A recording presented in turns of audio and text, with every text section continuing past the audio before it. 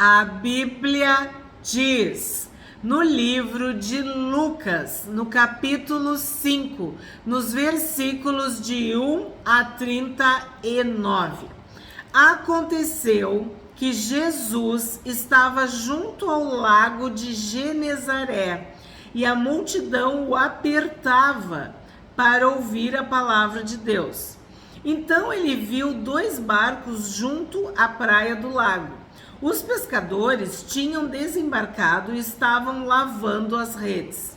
Então, num dos barcos, que era o de Simão, Jesus pediu-lhe que o afastasse um pouco da praia, e assentando-se do barco ensinava as multidões. Quando acabou de falar, Jesus disse a Simão: leve o barco para o lugar mais fundo do lago, e então lancem as redes de vocês para pescar. Em resposta, Simão disse: mestre, havendo trabalhado toda a noite, nada apanhamos, mas sob esta sua palavra lançarei as redes. Pois bem, a palavra de Deus, a autoridade de Deus, ela é superior às circunstâncias. E o que Simão, né? O que Pedro está dizendo aqui? Que é pela tua palavra que eu vou lançar as redes. Porque a minha experiência de pescador não funcionou. Eu trabalhei toda a noite, mas eu não peguei nada. Quantas vezes nós fazemos as coisas do nosso jeito, baseados na nossa experiência, na nossa sabedoria, no nosso estudo, no nosso conhecimento, na nossa força, né? E não dá resultado nenhum. E nada acontece. Mas quando tu busca Deus, quando tu busca a palavra de Deus, quando tu tem uma palavra de Deus, tudo pode mudar. E aqui Pedro está dizendo, ó, sob a tua palavra eu vou lançar as redes. Então, eu vou na fé, eu vou pela fé na tua palavra, eu vou acreditar na tua palavra. Eu não consegui, mas tu tá me dizendo que é para eu ir, então eu vou. Fazendo isso, apanharam grande quantidade de peixes e as redes deles começaram a se romper. Quando tu tem uma palavra de Deus, quando o que tu faz é fruto de obediência, é fruto de fé, o que vai acontecer? As redes vão começar a se romper. Tu vai apanhar uma grande quantidade de peixes. Sim, aqui nós estamos falando de peixes. Peixes, eles eram pescadores. Mas nós sabemos que espiritualmente peixes simbolizam pessoas convertidos, salvos, homens e mulheres que se arrependem, que ouvem o evangelho e se convertem. Então, quando tu vai na tua força, na tua inteligência, na tua capacidade, na tua experiência, tu não consegue nada. Mas, com a palavra de Deus, cheia do Espírito Santo, dependendo de Deus,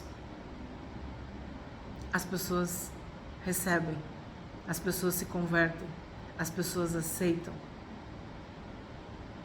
E aí as redes ficam cheias de peixes.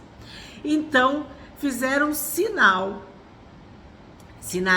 Então fizeram sinais aos companheiros do outro barco para que fossem ajudá-los. E foram e encheram ambos os barcos, a ponto de quase afundarem. Aqui a gente pode pensar também. 2 barcos. Então, tu tá pregando o evangelho, tu tá testemunhando, tu tá falando de Jesus, tu tá pescando, tu tá lançando as tuas redes. Pois bem, o outro barco, as outras pessoas, a outra congregação, a outra igreja, os outros, eles podem te ajudar. Olha o que aconteceu. Fizeram sinais aos companheiros do outro barco para que fossem ajudá-los. Se nós somos de Deus, todos nós estamos envolvidos, decididos, compromissados com o ID. O que é o ID? Pregar o Evangelho, ir por todo mundo e falar para toda criatura que Jesus é o Salvador, que Jesus é o Senhor, que Jesus nos ama, nos perdoa, nos salva. Então, tu tem companheiros que podem te ajudar no outro barco. E foram e encheram ambos os barcos a ponto de quase afundarem. Então não tem essa de tu ficar falando mal da igreja X, da igreja Y. Se tá pregando o Evangelho, se é uma igreja bíblica, é a noiva de Cristo. E tu vai te meter com a noiva de Cristo, tu vai falar mal da noiva de Cristo. Tu não tem temor? O noivo não vai deixar barato tu falar mal da noiva de Cristo. Então nós devemos ter muito cuidado, muito temor, muito respeito pelos nossos irmãos, pelos nossos companheiros que estão no outro barco. Porque o que importa é nós trazermos peixes, muitos peixes, é enchermos as redes, é povoar o céu e saquear o inferno. Vendo isto, Simão Pedro prostrou-se aos pés de Jesus, dizendo: Senhor, afaste-se de mim, porque sou pecador. Quando o Senhor nos abençoa, quando a graça de Deus nos visita, o Espírito Santo nos constrange, nos convence do pecado, da justiça e do juízo. E Pedro disse, pela tua palavra eu vou lançar a rede. E aí o que aconteceu? Uma pesca maravilhosa. E ele, humilde, se prostra aos pés de Jesus e diz: afaste-se de mim, porque eu sou o pecador. Então, quanto mais perto de Jesus, mais convicção tu vai ter dos teus pecados, mais certeza da santidade e da santificação tu vai ter. Pois à vista da pesca que fizeram, a admiração se apoderou dele e de todos os seus companheiros, bem como de Tiago e João, filhos de Zebedeu, que eram seus sócios. Então Jesus disse a Simão: não tenha medo. De agora em diante você será pescador de gente. E arrastando eles os barcos para a praia, deixando tudo, o seguiram. Nós, quando estávamos estudando João, naquele capítulo lindo, que Jesus reabilita Pedro, né? Pedro, tu me amas, Pedro, tu me amas, Pedro, tu me amas. Eu falei para você sobre isso, né? Ele tinha sido chamado para ser pescador de gente. E depois de ter negado Jesus 3 vezes, ele volta a ser pescador de peixes. Mas Jesus não desiste de nós. Então, se tu falhou, saiba que Jesus te ama e te perdoa. E que nenhuma acusação, nenhuma condenação há para os que estão em Cristo Jesus. Para aqueles que foram salvos, perdoados, lavados pelo sangue de Jesus. E arrastando eles os barcos para a praia, deixando tudo, o seguiram. Eles deixaram tudo e o seguiram. Então, a pesca maravilhosa, todos os peixes, barcos, redes, tudo que simboliza, eles deixaram para trás, porque eles tinham encontrado o mais importante, o maior tesouro, o Senhor Jesus, a salvação. E em Cristo a nossa vida tem sentido. Tu entende, tu discerne em Cristo. E eles, deixando tudo, seguiram Jesus. Aconteceu que, estando Jesus numa das cidades, um homem coberto de lepra veio à sua presença. Quando ele viu Jesus, prostrou-se com o rosto em terra e pediu: Senhor, se quiser, pode purificar-me.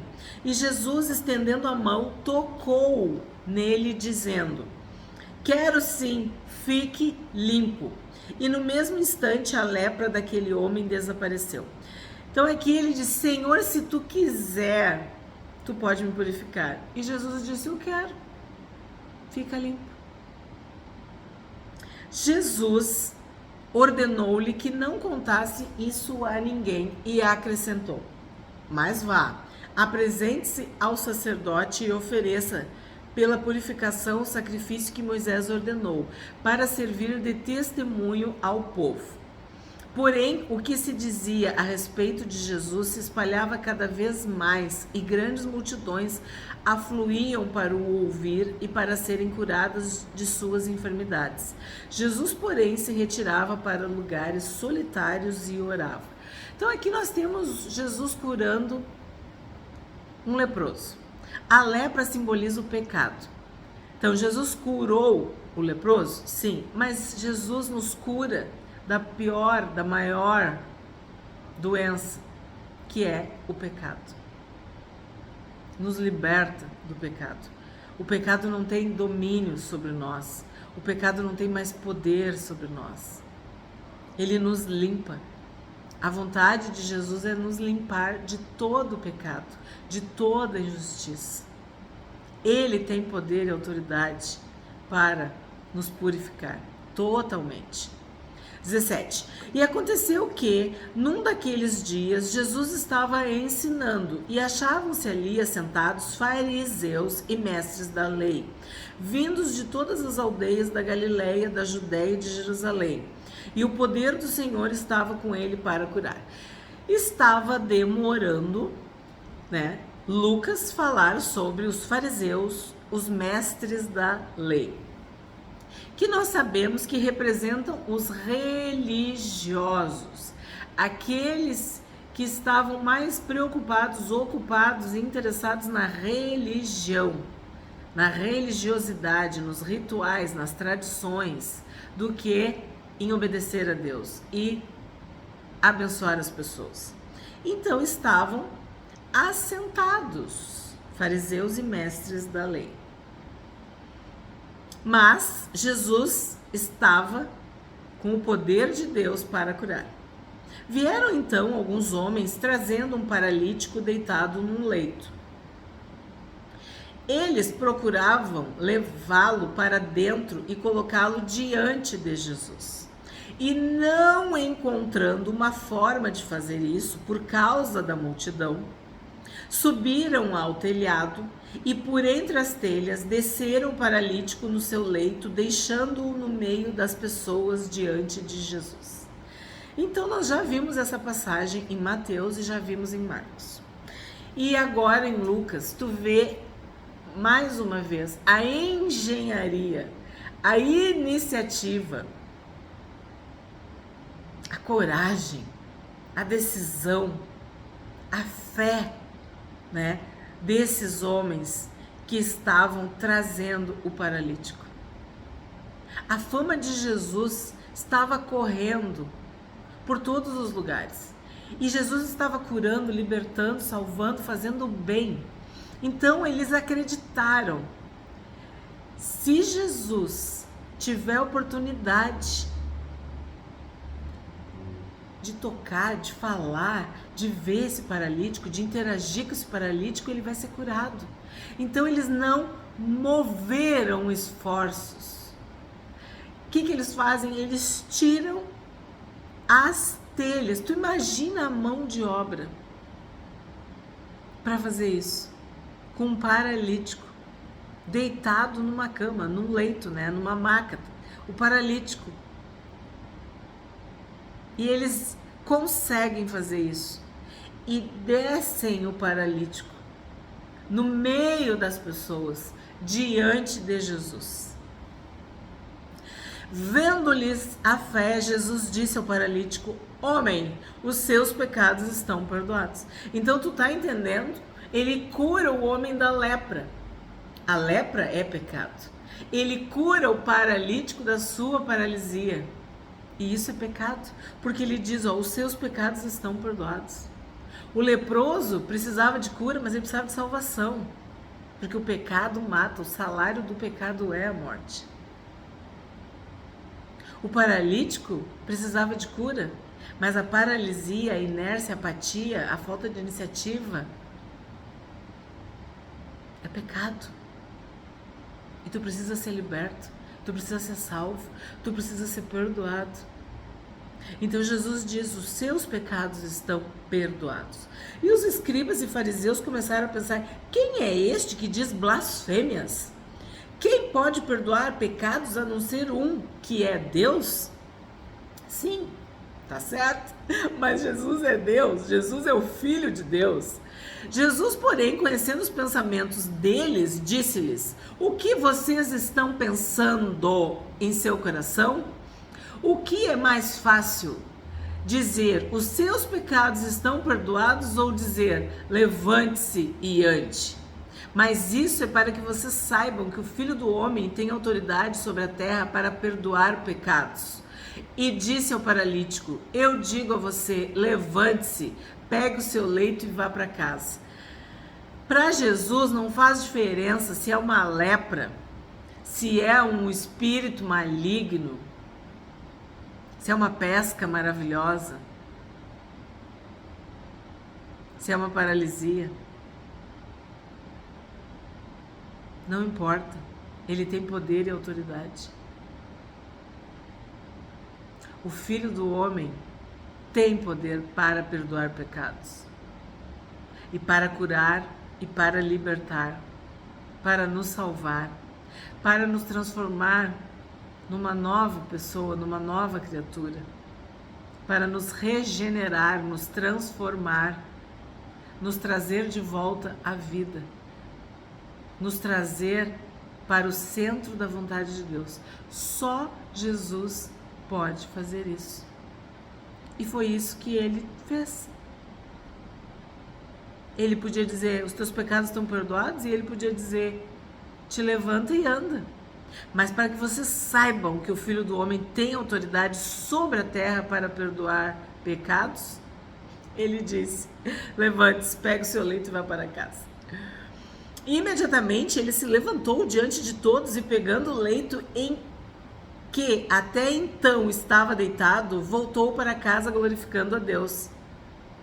Todos ficaram muito admirados, davam glória a Deus e, cheios de temor, diziam: hoje vimos coisas extraordinárias. Sim, com Jesus nós vemos coisas extraordinárias, e nós devemos louvar, adorar e glorificar a Deus, porque cegos enxergam, coxos andam, surdos ouvem, mudos falam, paralíticos, leprosos, endemoniados, todos são curados, libertos, abençoados, salvos, porque Jesus faz coisas maravilhosas, extraordinárias. 27. Depois disso, Jesus saiu e viu um publicano chamado Levi, sentado na coletoria. O que é o publicano? A gente viu no outro capítulo, quando João fala para os publicanos não cobrarem além do que era devido. O que é o publicano? O publicano é um judeu, tá? Contratado por Roma para cobrar impostos dos seus irmãos judeus. Até aí tu pode dizer assim: é um trabalho. Sim, mas era um trabalho mal visto, mal quisto. E a pessoa só pegava esse trabalho quando já estava, assim, no desvio, no limite, numa situação bem complicada. Por quê? Porque era socialmente condenável. Ele era criticado. Muitos eram agredidos, cuspidos, ofendidos, xingados, né? Hostilizados. Porque ninguém gosta de pagar imposto, e muito mais se aquele imposto é indevido. Quer dizer, o publicano tinha uma fama, e a gente sabe que não era só fama, né? De cobrar a mais. Então, se o imposto era 2, ele cobrava 4, porque daí ele pagava para Roma 2, que era o que Roma queria, e embolsava 2 para ele. Estou dando um exemplo. Então, o publicano, ele era uma pessoa muito desprezível na sociedade, nessa época do Senhor Jesus. Ele era criticado abertamente, era desprezado, era uma pessoa que tinha um status de criminoso, de traidor, de, como é que se diz, lesa pátria, né? Porque ele estava pegando dinheiro de Israel para dar para Roma, né? Então, tudo isso para vocês entenderem, toda vez que Jesus fala sobre publicanos, que todos falam de publicanos, é porque ele era assim, ó, o máximo daquilo que tu não podia ser, que o judeu não aceitava, que era um ser, uma pessoa inferior, né, do ponto de vista da pirâmide social. Não, publicano não, é o pior, é o rato, né? Eles roubam dos seus próprios irmãos. Para quê? Para beneficiar Roma, para enriquecer à custa dos seus irmãos judeus, tá? Esses são os publicanos. E agora nós vamos conhecer um publicano muito especial, que é Levi, que estava sentado na coletoria. O que é isso, coletoria? Era um lugar onde ele cobrava o imposto. Ele estava no local de trabalho. Pensa num funcionário público, pensa num oficial, pensa em alguém que estava trabalhando, né? Não estava fazendo o seu ofício, o seu trabalho, tá? Ele estava no seu local de trabalho. É isso que eu quero que tu pense. Fica com essa imagem na tua mente. Então, depois disso, Jesus saiu e viu um publicano chamado Levi sentado na coletoria e lhe disse: siga-me. Ele se levantou e, deixando tudo, seguiu. Aí tu pensa assim, Jesus falou: siga-me. Deixa de ser quem tu é e venha ser quem eu te chamei para ser, quem Deus te criou. Levi abandona tudo e segue Jesus. Ele se levantou e, deixando tudo, o seguiu. Por isso que eu falei, pensa na imagem, uma mesinha, ele ali, dinheiro, os escritos, tudo. Ele abandonou tudo. Está escrito. Ele se levantou e, deixando tudo, o seguiu. E sim, quem é Levi? Mateus. Quem é Mateus? O escritor do Evangelho de Mateus. E nós temos também, na playlist Personagens Bíblicos, um vídeo sobre Mateus. Então Levi lhe ofereceu um grande banquete em sua casa. Então, independente do publicano ser desprezado, marginalizado, rejeitado, eles eram ricos. E eles eram amigos de outros publicanos e dos romanos. Então Levi lhe ofereceu um grande banquete em sua casa, e era grande o número de publicanos e outras pessoas que estavam com eles à mesa. Então olha só, ele se converte, ele aceita Jesus, ele segue Jesus, e o que ele faz? Oferece um grande banquete na sua casa para um grande número de publicanos, assim como ele, e para outras pessoas. Os fariseus e seus escribas murmuravam contra os discípulos de Jesus, perguntando: por que vocês comem e bebem com os publicanos e pecadores? Sim, porque isso não podia. Jesus tomou a palavra e disse: os sãos não precisam de médico, e sim os doentes. Não vim chamar justos, e sim pecadores ao arrependimento. Jesus veio com um objetivo bem claro: salvar. Como que tu vai ser salvo se tu não te considera, não te vê, não te reconhece como um pecador? Como que Jesus vai te salvar dos teus pecados, perdoar os teus pecados, te curar, te libertar, se tu não te vê doente? É isso que Jesus está falando aqui. Os sãos não precisam de médico, e sim os doentes. Então o publicano, ele sabia que ele estava errado. Ele sabia que ele estava desagradando a Deus, que ele estava pecando. Então, para ele, reconhecer o seu pecado era muito mais fácil do que aquele fariseu, aquele mestre da lei, aquele religioso, que aparentemente fazia tudo certo. Então, Os religiosos, eles se consideram sãos. E se eles são sãos, não precisam de médico. Mas o publicano e o pecador, né? Aquele que afrontava a lei publicamente, esses tinham convicção de que eram pecadores. E por isso se arrependiam. Por isso se convertiam. Do que aquele que muitas vezes tem orgulho, tem soberba, se considera superior e por isso nunca aceita o Senhor Jesus. Nunca se arrepende.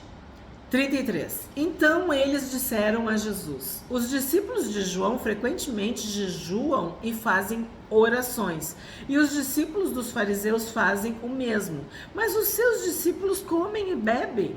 Jesus, porém, lhes disse: será que vocês podem fazer com que os convidados para o casamento jejuem enquanto o noivo está com eles?